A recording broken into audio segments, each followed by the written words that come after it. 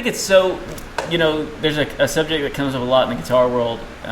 It's like the rhythm guitar and the rhythm section. And I think I've always believed you have to be a great lead player, you got to be a great rhythm player. And because a lot of rhythm, I feel like it's such a wild thing. People look at it as like it's like second chair. And a lot of guitar players, and I used to be one of those, that I was like, I'm rhythm, so I'm not that good, or I'm not worthy, or I'm not.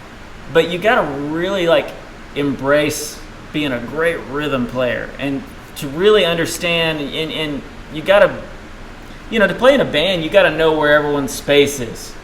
It's like another guy a good friend of mine gave me this great example of a band as like a drum set. You don't hit all drums at the same time. It all has to make sense. And so being in a band, you've got to not want to step on each other because you're making music, and you do have to have an understanding of what everyone's job is so you can do yours, and so and especially like with being a guitar player, having an understanding of the rhythm section, and guitar, there's more often than not there's two guitars in a band, and so like where's that other guitar player living, and I need to live somewhere else if we're going to complement each other and make, you know what I mean, and so here, let me ask you, if you were to put a number on it, it's probably impossible to do, but how much of your set are you playing lead guitar in percentage compared to rhythm?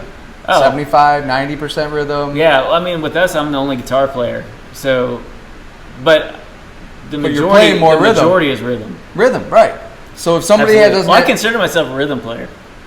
I play a lot of lead guitar, but I've always felt like I started off as a drummer originally, and what's interesting though is the older I've gotten, I've always for years insisted on considering myself a lead player.